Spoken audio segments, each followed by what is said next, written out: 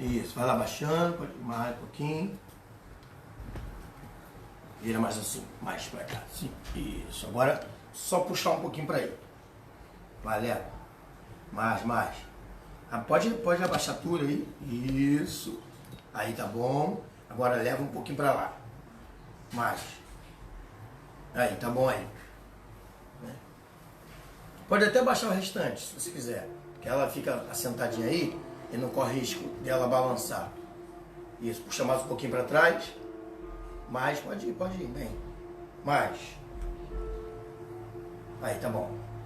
Então, meus amados irmãos, como eu falei a vocês, hoje nós vamos estudar a parábola infértil, a parábola estéril, a parábola da figueira infrutífera, melhor dizendo, a parábola da figueira estéril, a figueira que foi plantada num lugar com a intenção de colher frutos dela, só que nunca deu frutos. Então hoje o estudo é sobre essa parábola. Pega aí a sua Bíblia, abra comigo no Evangelho de Jesus narrado por Lucas, o capítulo é o de número 13, Lucas, capítulo de número 13, a partir do versículo de número 1 até o versículo de número 9. Lucas, capítulo de número 13, do versículo 1 ao versículo 9. Enquanto isso, você vai pegando aí papel, caneta, para você ir anotando aquilo que achar interessante para não perder mais de vista, né? Então, a minha saudação de paz a todos vocês aí. Nós vamos estudar essa preciosa parábola. As parábolas de Jesus, todas elas são poderosas, né? Trazem ensinamentos para mudar a nossa vida.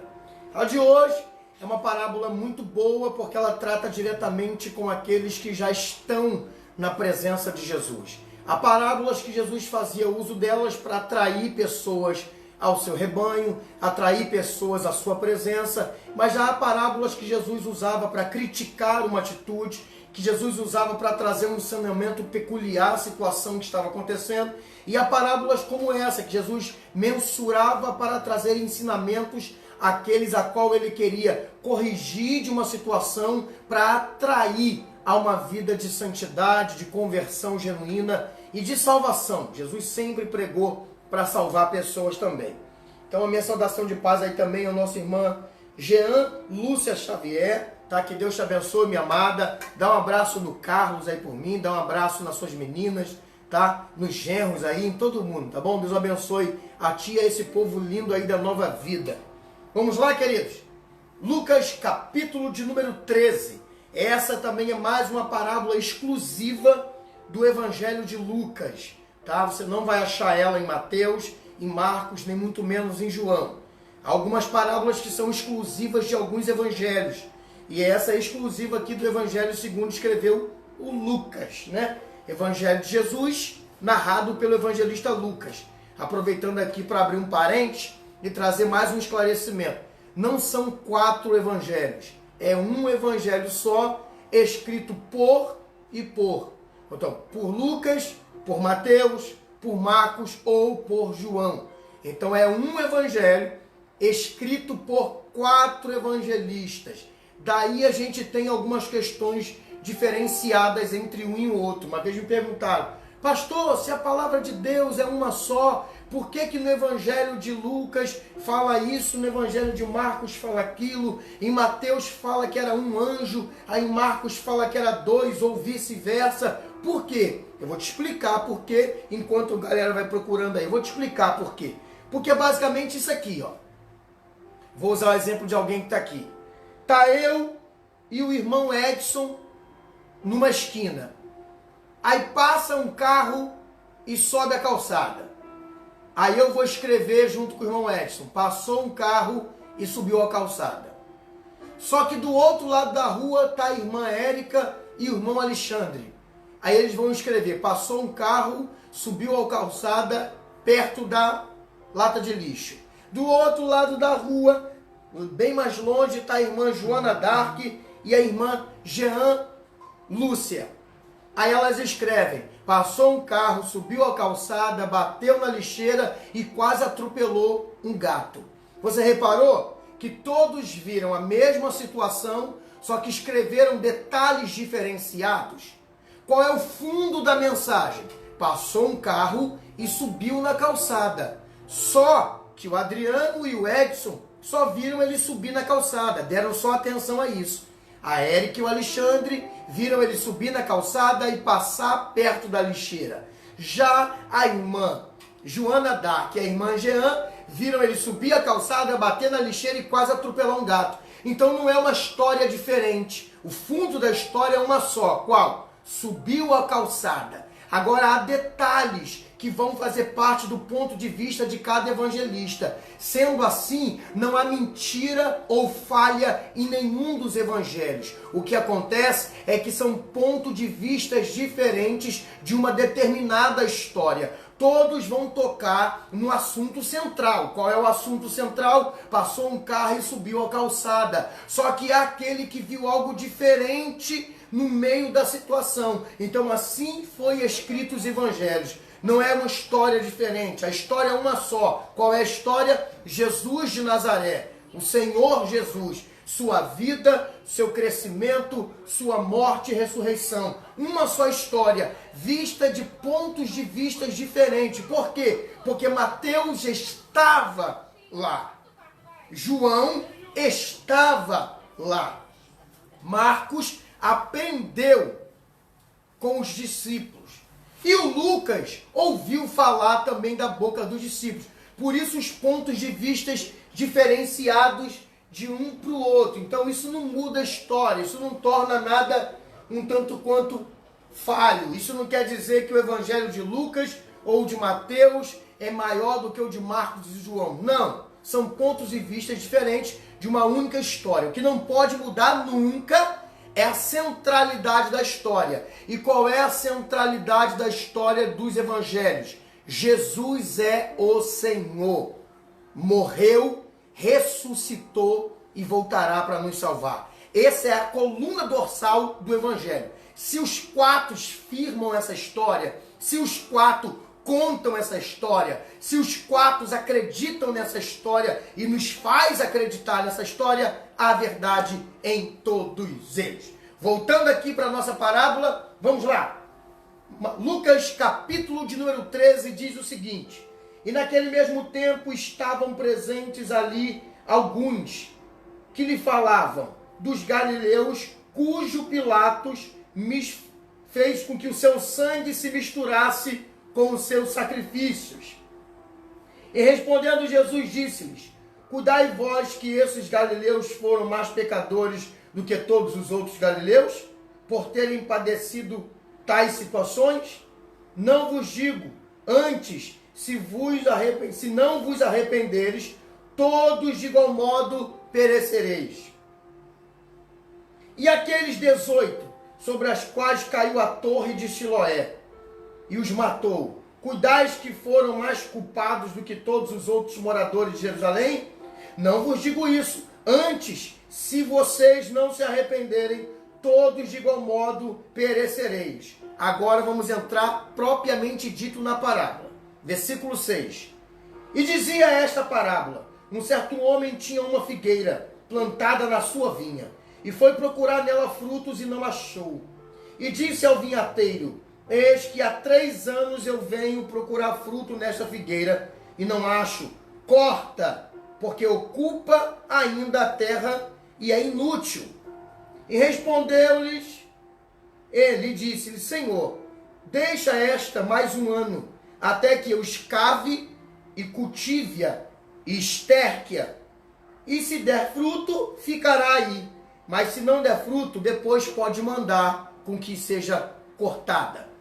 Vamos lá. Como eu disse a vocês, a parábola de hoje ela é sobre a figueira estéril ou infrutífera. O que está acontecendo aqui? Como a gente sempre faz, nós vamos ver com quem Jesus está falando, sobre o que ele está falando e por que ele fez menção dessa parábola. Se você reparou até aqui, toda parábola de Jesus ou era uma resposta a uma pergunta, ou ensinamento de uma situação à volta deles. Então essa aqui não é resposta de uma pergunta, porque ninguém fez uma pergunta. É uma resposta a uma situação, uma conversa que vai acontecer aqui. Jesus está conversando aqui com alguns homens. E esses homens vão fazer uma pergunta a Jesus sobre os galileus que Pilatos mandou assassinar. Esses homens estavam indo sacrificar no dia principal do sacrifício e Pilatos manda matar esses galileus, a ponto de o sangue deles ter misturado-se com o sangue de suas ofertas. Então esses homens chegam para Jesus e perguntam se ele estava sabendo sobre a situação desses galileus. Eles queriam saber qual era a posição de Jesus quanto a esse martírio, quanto a esse genocídio, quanto a essas mortes. Como eles esperavam que Jesus fosse o Messias, o revolucionário, porque você precisa entender uma coisa. Os judeus imaginavam um libertador ao nível de Gideão, um libertador a nível de Davi, um libertador a nível de Sansão, um libertador a nível de Jefité. Só que o libertador que aparece agora, ele não vai gerar guerra, ele não vai motivar conflitos, ele não vai trazer sangue nas suas mãos. Os judeus estão esperando o Messias, só que a concepção do Messias que eles têm é de que seria um guerreiro, um libertador, que ia quebrar o Império Romano e trazer a liberdade novamente. Para quem não sabe, o contexto da história aqui, Jerusalém está tomada pelos romanos. Pilatos é um governante do Império Romano e ele havia tomado conta de Jerusalém, havia dado ali uma posição política a Herodes, mas ele havia tomado Jerusalém. Então, o que aconteceu aqui é que alguns galileus vieram sacrificar, porque uma vez o ano tinha um momento sacrificial muito importante em Jerusalém. Então, os judeus de ambos lugares, vários lugares, vinham para Jerusalém para sacrificar anualmente. E o que aconteceu aqui é que Pilatos manda matar esses galileus. Eu fui estudar a parte e eu cheguei à conclusão de que esses galileus que Pilatos manda matar, eles fazem parte de um grupo revolucionário, um grupo político-religioso que estava tentando derribar o Império Romano. Sendo assim, eles estavam sendo marcados para isso aqui. Pilatos, quando ficou sabendo que o determinado grupo de galileus, motineiros, homens que não aceitavam o Império Romano e queriam devolver o controle à pátria judaica. Então o que acontece aqui é que Pilatos manda matar esses galileus que eram seus inimigos políticos. Sendo assim, juntando isso com a mente dos judeus a respeito do Messias, que eles esperavam que o Messias fosse alguém que politicamente ia trazer libertação, alforria da mão do império, eles vão até Jesus. Como ele diz que ele é o Messias, como ele fala que ele é o Messias, como ele se pronuncia como Messias, vamos até ele contar para ele que Pilatos mandou matar galileus, porque se você reparar, Jesus também era chamado de Galileu. Então eles foram até Jesus no intuito de quê? De trazer essa notícia. Com qual objetivo? Com o objetivo de que Jesus viesse a se enfurecer. E como ele era o Messias, gerar guerra, confusão, matar os romanos e libertar Israel. Então esse é o objetivo com o qual eles vão até Jesus. Por isso eles falam para Jesus: o senhor ficou sabendo do que houve com os galileus? Aqueles que Pilatos matou, que o sangue deles até se juntou com o das suas ofertas, de tão truculoso, tão ruim foi a morte deles. Aí Jesus fala: o que vocês pensam a respeito disso? Vocês pensam que eles eram mais pecadores do que qualquer outros galileus? Por que Jesus falou isso? Porque os judeus achavam uma coisa: todo o mal que o homem vivia era resultado de pecado. Deixa eu só ligar um negocinho aqui rapidinho, para melhorar a imagem aí para vocês. Deixa eu ligar a luzinha aqui. Eu esqueci de ligar a luzinha. Essa luzinha aqui, ela melhora o ambiente. Fita todo enrolado. Só o Nazareno. Agora vai.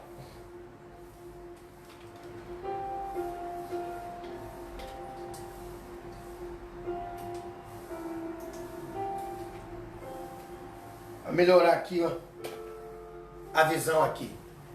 Então, eles imaginavam que indo até Jesus, provocar isso nele, eles conseguiriam um apoio de Jesus nessa vertente política. E Jesus agora seria o libertador, mas da forma material, carnal que eles imaginavam. E eles também tinham a concepção que era o seguinte: para o judeu, tudo de ruim que acontece com o judeu é resultado de pecado. Lembra o que os amigos de Jó falaram com ele? Que ele estava passando por aquilo ali por causa de pecado? Porque esse também é um outro pensamento da cultura judaica. Isso não tem nada a ver com Bíblia, não foi Deus que ensinou isso. Eles têm essa concepção de que todo o mal que eles vivem é resultado de uma vida de pecado. Sendo assim, eles também pensavam nisso. Eles pensavam que esses homens foram mortos por causa de seus erros. E eles também pensavam que Jesus poderia trazer uma focinha nessa área política aí e libertar eles da mão de seus adversários. Eles também estavam contando com isso também. Eles estavam contando também com a atuação de Jesus nessa vertente política para libertar eles da mão do império. Jesus olha para eles e fala: vocês acham que esses homens que morreram são mais pecadores que vocês? É claro que não. E se vocês não... Preste atenção que isso aqui é muito importante. E se vocês não se arrependerem, vocês também vão perecer. Aí agora é Jesus que fala de uma outra situação. Da Torre de Siloé. Essa Torre de Siloé, ela ficava em Jerusalém. E aconteceu uma tragédia nessa torre. Essa torre caiu e ela matou 18 pessoas. Aí Jesus fala: e o que vocês me falam da Torre de Siloé? Que caiu e matou 18 em Jerusalém. Vocês querem dizer que essas pessoas também eram pecadoras? Ou seja, eles estão falando do Galileus, moradores de Jerusalém, falando do episódio de moradores da Galileia. Agora Jesus usa um episódio de Jerusalém para falar para eles duas coisas. A primeira: esses homens morreram e não tem nada a ver com pecado. Esses homens morreram porque Pilatos não gosta deles. E o que aconteceu em Siloé, que a torre caiu e matou 18 pessoas, também não tem nada a ver com pecado, foi um acidente. Agora eu digo a vocês uma verdade. E qual é a verdade? Jesus repete duas vezes. Ele fala: e se vocês não se arrependerem, vocês vão perecer. E agora ele entra no versículo 6, que é o versículo da parábola. E o que Jesus quer falar aqui? Vamos reprisar o que eu falei no início? Esses homens vão contar isso para Jesus com o intuito de que Jesus se mobilizasse politicamente. Porque eles tinham essa concepção do Messias, que ele seria o libertador do seu povo, mas na esfera material, política, social. Só que Jesus se apresenta como Messias. Só que a verdadeira libertação que Jesus traz não é política, não é social, não é material. A libertação que Jesus traz a priori, a princípio, no começo, é espiritual, é da alma. É por isso que Jesus fala para eles duas vezes: e se vocês não se arrependerem, vão perecer também. Eles estão falando de morte física. Jesus já está dando um upgrade na conversa. Jesus está falando de morte espiritual. Jesus está dizendo: esses homens morreram de uma morte causada, assassinados, e os outros de Siloé, de Jerusalém, numa tragédia. Agora vocês estão mortos espirituais. Vocês sim estão morrendo por causa de pecado. Eles não.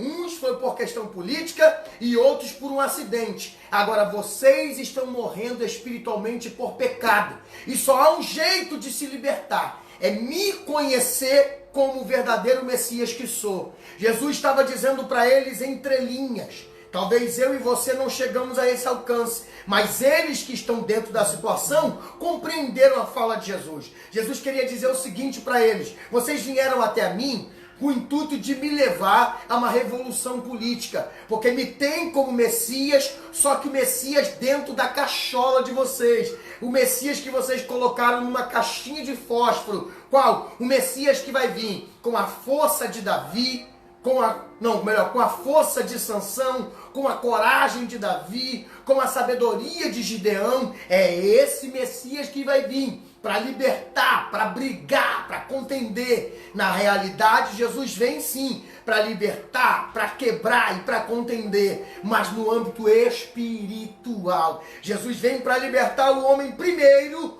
do lado de dentro, porque as correntes que estão acontecendo do lado de fora é resultado de correntes do lado de dentro. E eu vou repetir de novo, porque embora seja estudo, eu senti Deus nessa palavra. As correntes que estão aprisionando os judeus do lado de fora é resultado de correntes que estão aprisionando eles do lado de dentro. Ou seja, Jesus está querendo dizer o seguinte: a intenção de vocês é que eu liberte vocês da mão dos romanos, porque vocês querem isso. Só que na realidade o que vocês precisam, antes de se libertar dos romanos, é uma libertação dentro da alma. É por isso que Jesus fala: se vocês não se arrependerem, vocês morrerão da mesma forma. Vão perecer também. E por que Jesus conta essa parábola? Agora a gente entra diretamente na parábola, eu explico ela e eu termino. 8 horas isso se resolve. Por que Jesus agora vai usar essa parábola? A conversa, vamos recapitular rapidinho? A conversa é, se alguém está com dúvida aí, coloca no comentário: pastor, eu estou com o celularzinho aqui, eu vou vendo os comentários. Pastor, eu estou com dúvida. Eu vi que o Mauro comentou alguma coisa no meu WhatsApp. Mauro, eu estou com o meu telefone ali, então não vou conseguir ler. Se você quiser falar alguma coisa, manda para o WhatsApp da Fabíola, eu vejo aqui. Se tem alguma falha aí, se vocês não estão conseguindo ouvir direito, ver direito, me dá um feedback. Se alguém tiver alguma dúvida, coloca no comentário aqui que eu vendo e eu respondo, tá bom? Vamos recapitular a primeira parte, que é entender por que Jesus vai fazer uso dessa parábola. Antes de entrar na parábola, eu preciso que você entenda por que Jesus está usando ela. Como sempre eu faço, eu sempre trago parte por parte. Primeiro a gente observa com quem que Jesus fala. Segundo, a gente observa por que Jesus está falando aquela parábola, qual é a conversa, qual é a pergunta, qual é a situação que leva Jesus a fazer uso dessa parábola. Então a gente primeiro entendeu aqui com quem Jesus está falando. Com grupos de homens que vieram até ele com o intuito de trazer uma situação política. Porque eles imaginavam que Jesus, sendo o Messias, iria ser libertador na área física, na área material. Eles imaginavam e esperavam um libertador a nível de Gideão, Davi, Sansão, Jefité e muitos outros que apareceram. Então, como o governo romano estava com Israel de sua posse, Pilatos, que mata esses galileus aqui, é um governador do Império de Roma. Eles imaginavam que Jesus, sabendo de que os seus compatriotas galileus foram mortos, ia se mobilizar contra, ia trazer uma revolução política que ia acabar numa guerra civil e Israel ficaria livre do Império Romano. Essa é a primeira concepção que eles têm. A segunda é que esses galileus morreram por pecado. Por isso que Jesus fala que não tinha problema nenhum de pecado aqui. E Jesus faz até também menção do acidente, da catástrofe, da tragédia de Siloé, de uma torre que caiu e matou 18 moradores de Jerusalém. Jesus quis dizer, se vocês acham que os galileus morreram por pecado, e o que vocês me dizem dos irmãos de vocês que morreram na tragédia aqui? Foi pecado também? Jesus quer dizer, os que morreram na mão de Pilatos é briga política. Os que morreram na torre de Siloé é tragédia da vida. Agora vocês sim estão morrendo aqui dentro. E se não se arrependerem, vão perecer. Essa é a conversa que acontece do versículo 1 ao versículo 5 do capítulo 13 do Evangelho de Jesus, segundo escreveu Lucas. Aí, para responder esse anseio aqui, qual é o anseio? Como esses homens seriam libertos? E por que Jesus fala isso para eles? Como eles alcançariam a libertação da sua alma para não perecerem pelos seus pecados? Agora Jesus, a partir do versículo 6 ao 9, vai fazer uso de uma parábola, que é a parábola da figueira estéril, que é o estudo de hoje. Jesus vai falar para eles que um homem plantou no meio da sua vinha uma figueira. E por 3 anos esse homem foi buscar fruto. Deixa eu abrir um parênteses para esclarecer algo para vocês. Esse homem foi buscar fruto nessa figueira no 5º, no 6º e no 7º ano. Aí você pode falar, pastor, mas a parábola diz que por 3 anos. É porque esses homens, todo lavrador, todo agricultor judeu, respeitava o princípio estabelecido pela lei de Moisés, que era qual? Nos 3 primeiros anos não se tocava nos frutos da árvore. No 4º ano, pegava-se o resultado do fruto da árvore e ofertava ao Senhor. No 5º ano em diante, era de uso daquele que a plantou e cultivou. Vou dizer de novo, a lei de Moisés para a agricultura era, nos 3 primeiros anos, não se toca no fruto. O fruto crescia, amadurecia, caía no solo, alimentava os animais, alimentava a própria árvore que caía na sua raiz e pronto. No 4º ano se colhia e ofertava na casa de Deus. No 5º em diante era do homem. Então esse homem aqui foi procurar fruto nessa árvore no 5º ano. Aí fica vendo se alguém perguntar alguma coisa. No 5º ano, no 6º e no 7º. Por 3 anos ele vai buscar fruto na árvore que ele plantou e cultivou, cuidou. Para tu ter ideia, esse homem vai plantar essa figueira no meio da sua vinha, no lugar de honra, no lugar de cuidados. Essa vinha aqui, gente, era um lugar de extremo cuidado. Essa figueira que foi plantada no meio dela não ficou jogada ao relento, porque alguém pode dizer, ah, pastor Adriano, sabe por que a figueira não deu fruto? Porque o homem não cuidou direito. Não! Ela foi plantada numa vinheira, numa vinha. Então preste atenção comigo.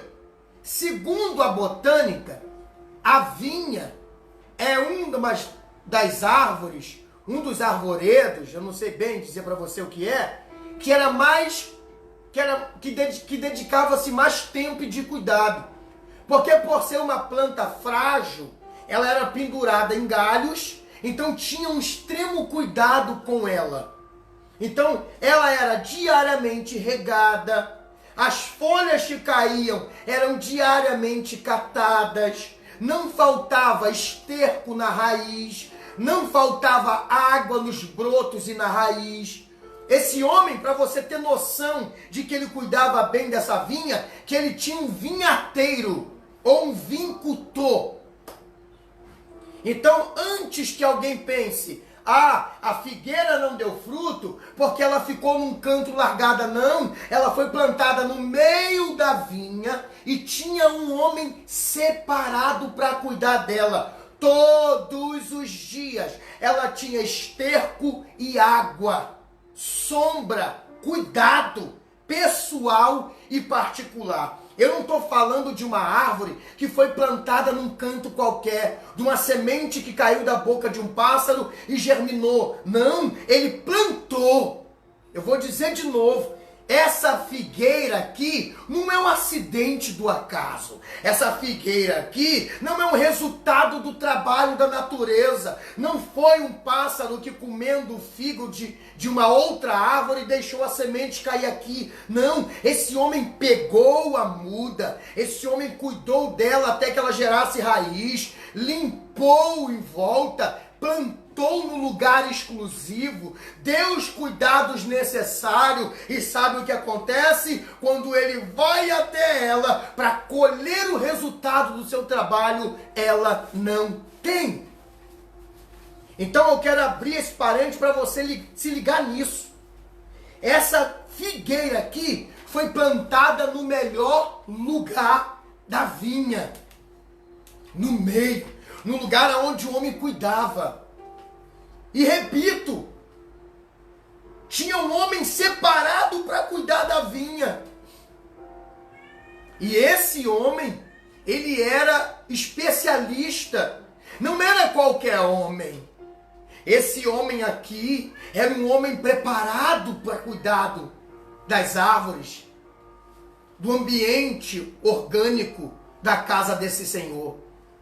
Esse homem que está cuidando dessa vinha, porque alguém pode falar, ah, pastor, tá tudo bem, ele plantou ela, ele dava os cuidados, mas a pessoa que cuidava não era tão boa assim. Não, esse homem é tão bom no que ele faz, que ele vai dizer, meu senhor, não corta não, deixa mais um ano, que eu vou continuar cavando e estercando. O que é estercar? Estercar é colocar esterco, estrume, potencializador na raiz. Esse homem está dizendo, meu senhor, mais um ano eu vou investir nela, mais um ano eu vou cuidar intensamente dela. Se ano que vem ela não gerar, aí o senhor corta. Esse homem está dizendo o seguinte, meu senhor, aleluia, se ano que vem ela não gerar, não é por falta de cuidado. Se ano que vem ela não produzir, não é por falta de atenção. Se ano que vem ela não melhorar, não é porque ficou sozinha, largada, não. Se ano que vem ela não produzir, é porque ela não quer. Glória a Deus. Caso que matei a cachorra que passou aqui no meu pé aqui. Se ano que vem ela não produzir, não é porque faltou cuidado. Preste atenção, porque na hora que eu for fazer a aplicação, isso vai ser fundamental para você entender. Isso aqui vai virar até mensagem. Os irmãos aqui de Malé vão ouvir isso de novo a qualquer domingo desse. Porque o Espírito de Deus falou comigo agora, Adriano, prega isso na igreja. De estudo vai virar pregação. Se ano que vem ela não produzir, é porque ela não quer. Porque tinha, vamos recapitular, ela foi plantada no melhor lugar, tinha o cuidado necessário, a atenção de quem plantou e a habilidade de quem foi separado para cuidar. Só que ela não produzia há 3 anos. A parábola termina e a gente não sabe se ela produziu ou não, mas a gente sabe a sentença. E qual é a sentença? Se não produzir, corta. Então logo a gente vê que o fundo da parábola, que a centralidade da parábola é: eu investi, eu cuidei, mas eu quero colher de quem investi e de quem cuidei. Por que Jesus fala dessa parábola para esses homens? Agora vai a explicação. É porque esses homens eram judeus. Esses homens eram judeus. Os homens que vêm trazer a notícia dos galileus mortos são judeus. São judeus.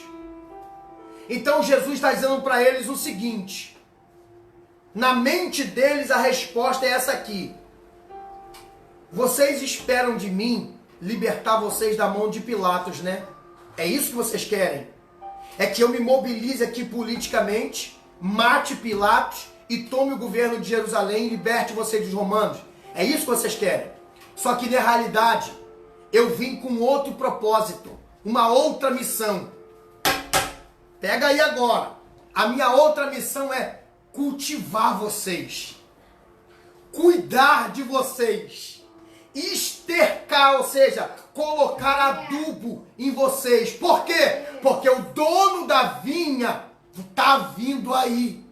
E se vocês que foram plantados no melhor lugar, com a melhor sombra, com o melhor alimento, com a melhor comida, não frutificar, o dono da vinha vai cortar vocês. Vamos à aplicação da parábola? Jesus está falando com esse povo judeu o seguinte: vocês são um povo que o meu pai plantou. O meu pai plantou vocês, os judeus. E olha quanto tempo vocês estão plantados no melhor lugar. Por quê? Porque Deus deu o melhor para Israel.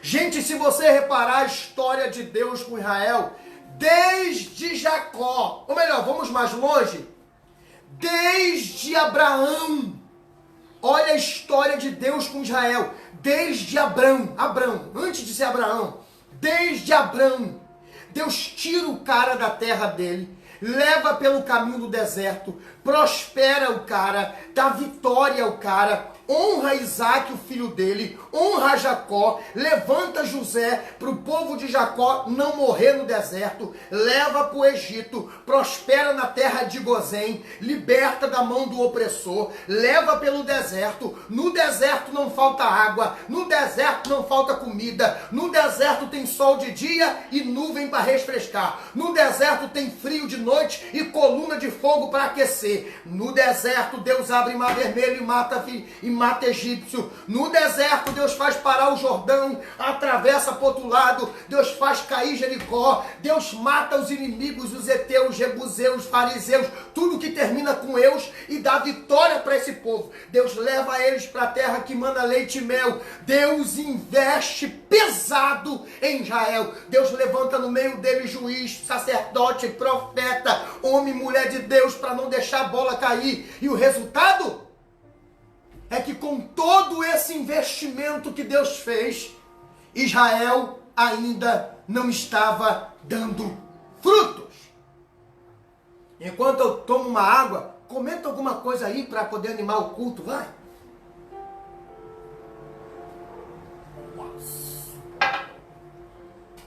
Deus deu tudo de bom para Israel. Tudo. Tudo que Israel precisava, Deus deu.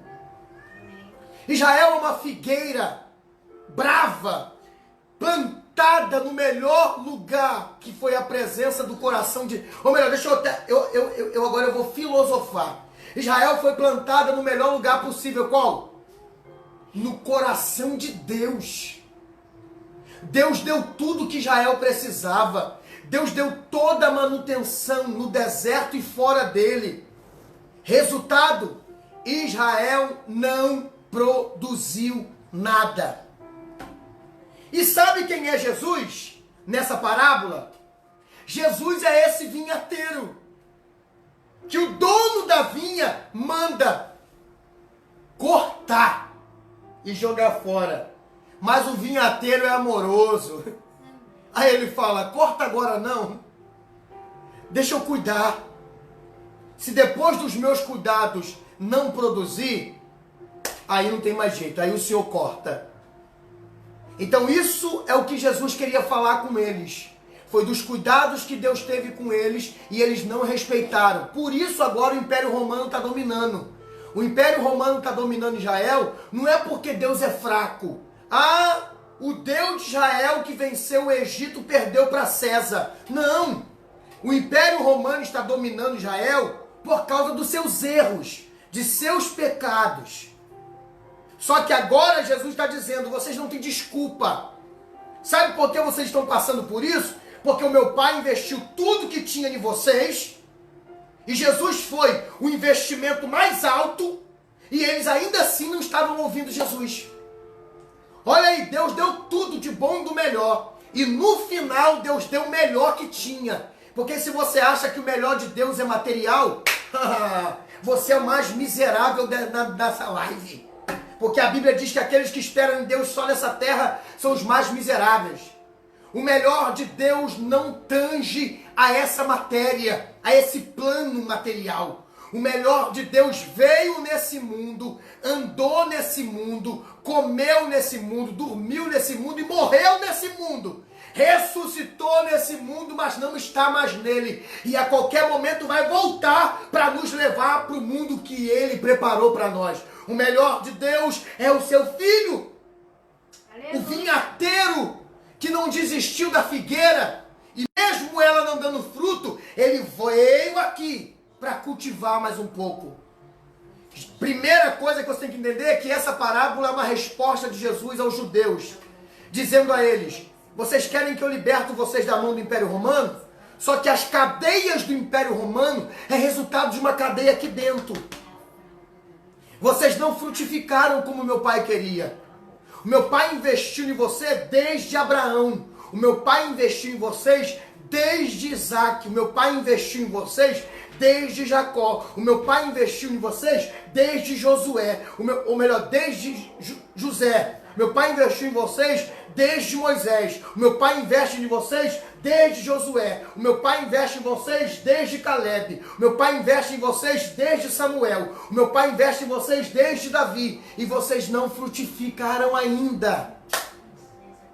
Então querem ser libertos do império? Primeiro, deixa eu libertar vocês do império das trevas dentro da alma. Porque o resultado do Império Romano ter legalidade para dominar é porque o Império das Trevas dominou dentro. Agora deixa eu abrir um parênteses, porque hoje eu tô aceso, crente. Deixa eu abrir um parênteses para liberar algo para alguém aqui. O resultado dessa dominação do lado de fora, o resultado dessas lutas do lado de fora, muitas das vezes é resultado da vida. Porque nem tudo que a gente passa é pecado. Nem tudo que a gente passa é mão de Deus ou mão do diabo. Mas eu estou falando aqui, e agora exclusivamente isso é pra gente, que deixou o império das trevas dominar a sua mente, o seu pensamento e suas atitudes. Logo, ele vai dominar aqui fora também. Porque é isso que aconteceu com eles. O Império Romano estava dominando a matéria, mas o resultado do domínio na matéria era o resultado de um domínio na alma. E Jesus veio para libertar eles. Agora a gente aplica essa parábola em nós. E eu termino. Como a gente aplica em nós? Gente, eu acho que eu já desenhei o caminho todo aqui. Quem está ligado aí já entendeu aonde essa parábola se aplica em nós. Então eu vou falar da minha vida. Eu, pastor Adriano. Aí você vai pegando aí e vai aplicando na sua vida. Que eu já vi gente colocar no comentário aí, que está de frente para o celular. Gente, que a gente aplique isso na nossa vida.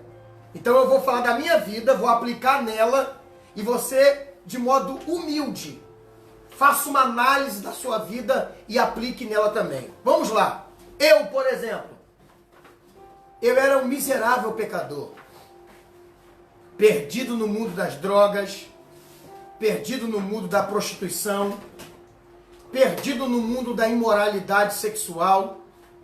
Aí o meu Cristo me salva. Ou seja, ele me plantou. Aonde? Na vinha. Que vinha? A sua casa, a sua presença.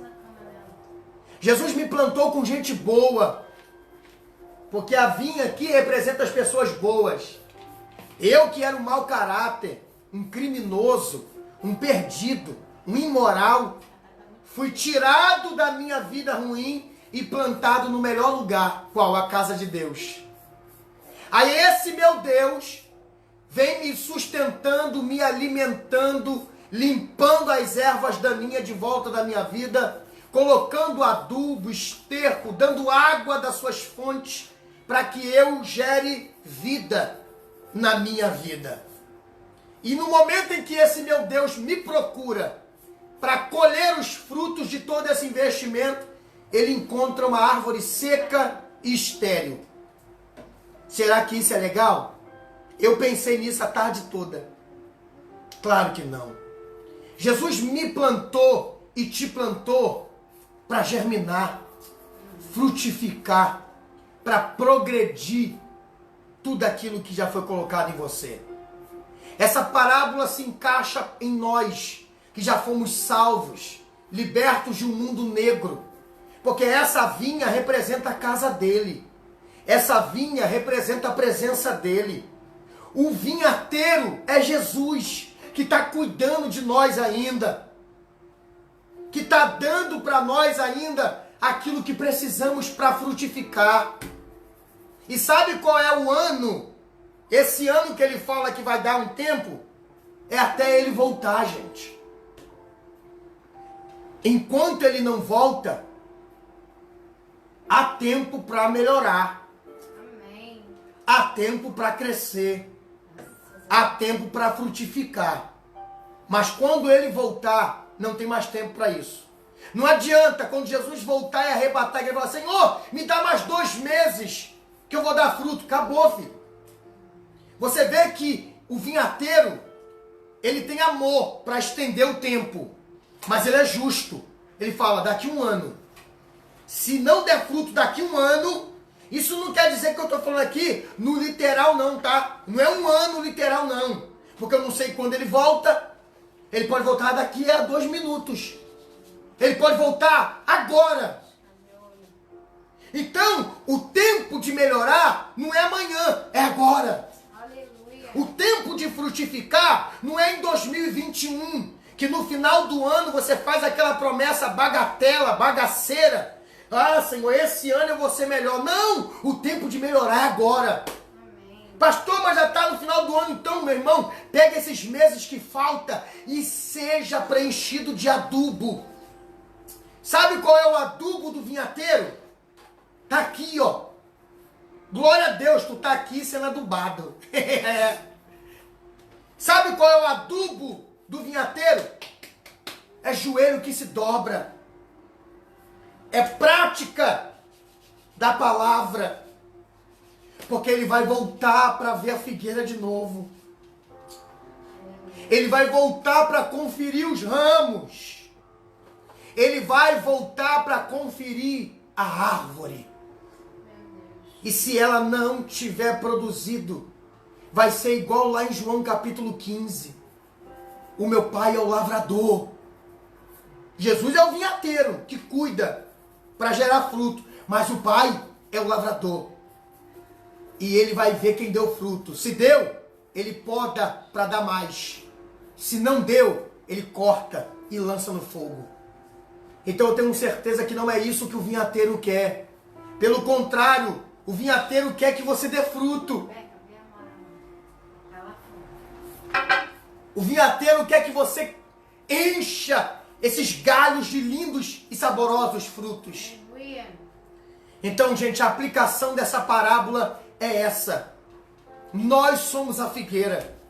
Jesus é o vinhateiro. A vinha é a presença, é a casa dele. O agricultor, o lavrador, é o dono da vinha, que vai vir mais uma vez encontrar fruto. E se não encontrar, será a última vez dessa árvore. Então, meus queridos, é muito sério o que nós estudamos hoje aqui. É muito sério o que Jesus falou para os judeus, mas também é muito sério o que ele está falando para nós agora. Porque eu estou no término do estudo, que é a aplicação. Eu sempre vou fazer isso nessas parábolas. Vamos entender o contexto da parábola, explicar a parábola e no final aplicar a parábola.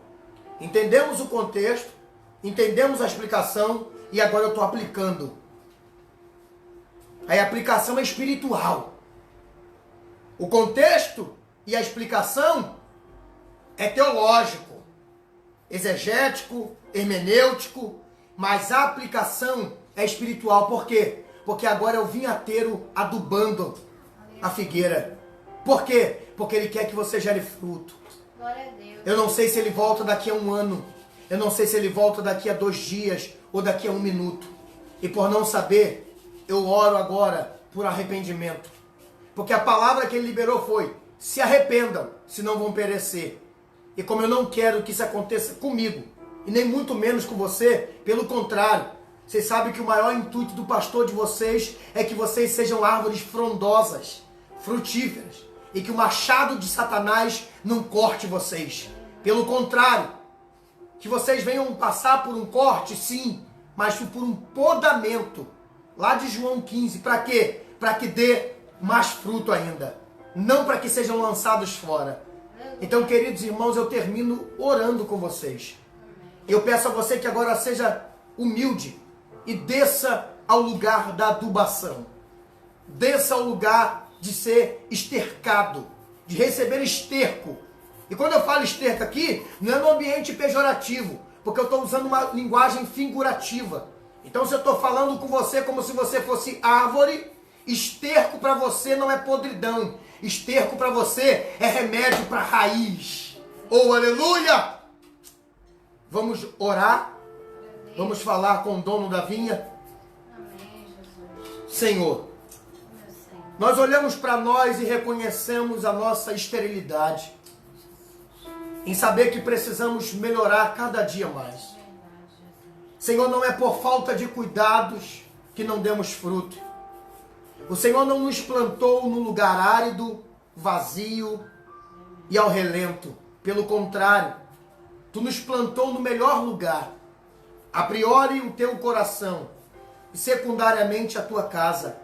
Lugar de bênção, lugar de instrução, de correção, mas também de exortação para o ânimo e para a paz interior.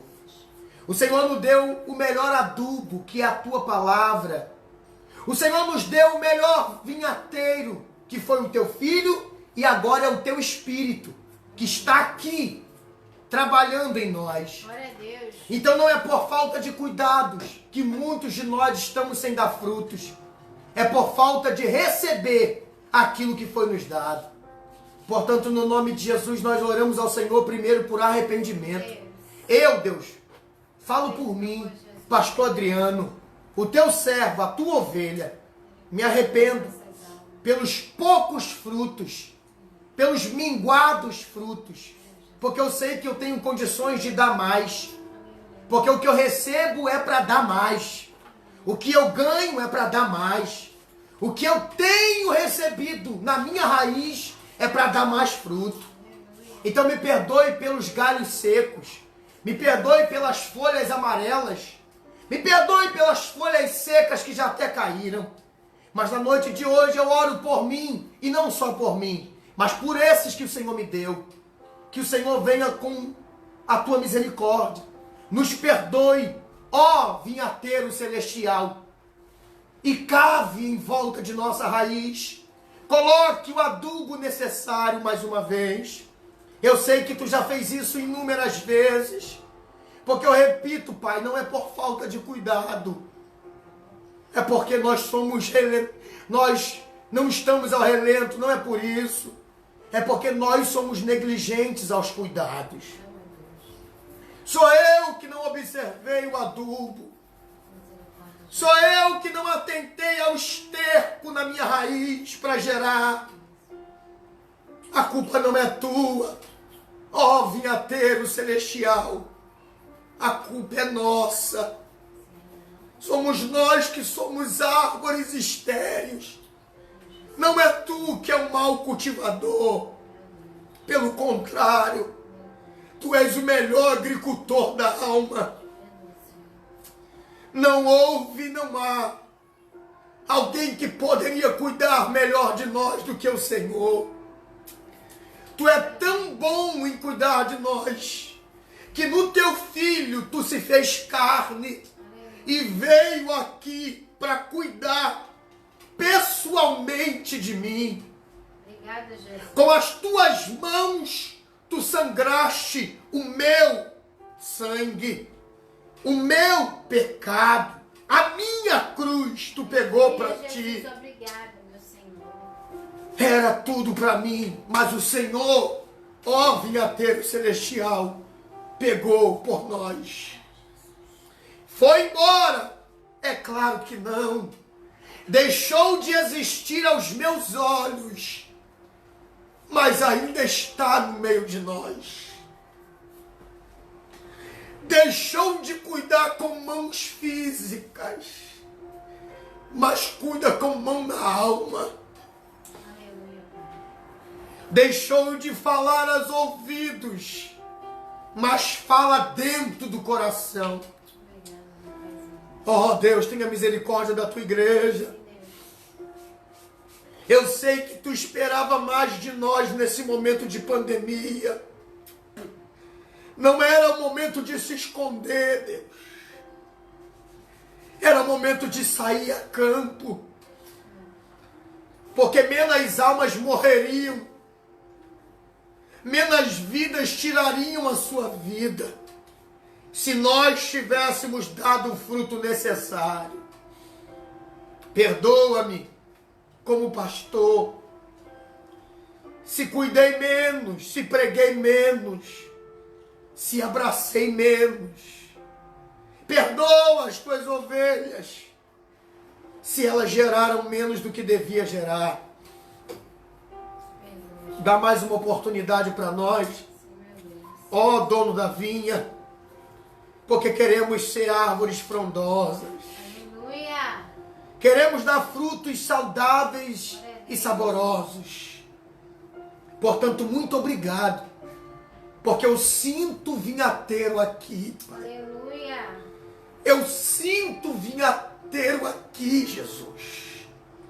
E eu peço que de igual modo os teus filhos o sintam na sua casa. Seja o teu nome, Senhor. Alabaraçuri andaragaio. Tenebaraçuri andelebarace. Bendito seja o teu Sinta o vinhateiro aí. nome. Fale com ele. Se arrependa também. Peça perdão também. Seja humilde. Desça, ó árvore empinada. Se humilhe para receber adubo nessa noite. Se humilhe para receber nutriente na raiz. Ó árvore soberba, que acha que a culpa é dos outros, hoje ele fala com você. Porque você está procurando fruto na árvore dos outros e a tua está seca. Você está procurando fruto na árvore do teu irmão, mas a tua também está sem folhas. Elebará, surialabás.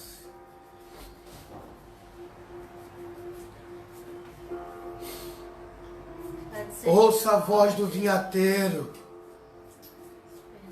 que diz para você nessa noite: para de procurar fruto na árvore dos outros, porque para isso você é muito boa, para isso você é muito bom. Para de procurar fruto na árvore dos outros, porque tem alguém procurando fruto na tua árvore. Elebarás. Tu me canamandachuri alabarácia. Porque enquanto tu se preocupa em achar fruto na árvore do outro, o vinhateiro está procurando árvore, está procurando fruto na tua e não encontra. Pelo contrário, os frutos que você tem dado é murmuração, questionamento, zombaria, escárnio e desprezo às pessoas. E nessa noite o vinhateiro te dá mais uma oportunidade dizendo: lembra que eu cuidei da tua árvore, eu sarei a tua árvore, eu curei a tua árvore, eu dei os nutrientes para a tua árvore. Não para você procurar fruto na árvore dos outros, mas para você gerar frutos em você, para que outras árvores comam da sua. Que nessa noite, Deus, que nós possamos entender a tua voz. Amém. Assim nós oramos e te louvamos no nome de Jesus. Glória a Deus. Amém, Senhor. Louvado seja o teu nome, Jesus. Meus filhos e filhas, que o Eterno tenha misericórdia de nós. Amém, Jesus. Que o Eterno tenha misericórdia da sua árvore, das suas figueiras, e nos dê mais uma oportunidade de gerar frutos. Que Deus abençoe a vida de vocês. Semana que vem a gente está aqui de novo com a parábola que a nossa irmã Érica Jabes indicou, a do juiz Inico. Então venha com força, esteja conosco aí, será uma noite maravilhosa. Como sempre fala minha esposa, eu tenho a minha programação, eu penso no horário, mas o dono da vinha é que sabe o que a gente precisa comer. Glória a Deus. Eu louvo a Deus porque eu peço a você que me ajude em oração para que eu nunca perca a sensibilidade de continuar quando o dono da vinha ainda quer falar com a gente. Eu, como homem, eu quero controlar o horário, porque eu sou limitado a ele. Mas o dono da vinha é que sabe que hora começa de falar e que hora termina. De uma coisa eu sei, eu não sou o melhor pastor do mundo. Eu não sou o melhor homem do mundo. Existe com certeza melhores pastores do que eu aí. Mas de uma coisa você pode ter certeza absoluta, que esse camarada aqui, todos os dias que abrir a sua boca, vai ser com uma única intenção: melhorar você e edificar você. Eu repito, talvez eu não seja o pastor que muitos esperavam, mas eu me inspiro para ser a boca que você precisa ouvir todas as vezes que eu abri-la. Que Deus abençoe vocês. Domingo tem culto presencial, ceia do Senhor, tá bom? Não faltem. Eu espero vocês lá. Às 18 horas estaremos reunidos. É culto presencial e tem live no YouTube para quem não pode ir. Mas quem pode ir, vai lá. É dia de comunhão, vai ter apresentação de novas famílias, glória a Deus. A família está crescendo, mais gente está chegando lá e eu vou apresentá-los domingo agora. Tem apresentação da nossa mais nova membra, Memezinha, a Maitê. Então vai estar conosco lá, vai participar da ceia, vai se alegrar. Tem surpresa para a igreja, a igreja vai chegar lá, vai encontrar a igreja mais bonita, mais fresquinha. Então corre para lá. Para você já deu a minha esposa, ó, eu já dei já um detalhezinho para você ficar aí desejoso aí. Vai estar lá conosco. Domingo eu te espero lá. E sexta que vem, aí terça-feira também tem culto de consagração presencial, tá? Voltamos com a consagração, não fique de fora. Tá em casa terça-feira de manhã? Parte para lá para orar. Amém. E sexta-feira, quarta-feira tem culto online, culto dos vencedores. E sexta-feira tem estudo novamente dessas parábolas que, gente, não é porque é eu que estou dando não, mas está uma benção, tá? Então até a próxima, que o Senhor Deus te abençoe e que o nome dele seja continuamente glorificado. Vem cá, quer aparecer? Vamos orar. Senhor, muito obrigado pela noite de hoje. Muito obrigado por tudo que fez. Abençoe o teu povo e dê a eles uma noite de paz abençoada em nome de Jesus. Amém. Que a graça do Senhor Jesus, o amor de Deus, nosso Pai, que a comunhão e a consolação do Santo Espírito seja com todos aqueles que esperam e aguardam a vinda do Senhor. E essa igreja diga Amém. Quem disse amém, se pode dar um abraço em alguém. E até a próxima. Deus te abençoe. Não, aí não. Deixa eu ver. Isso, concluir. Vai, concluir.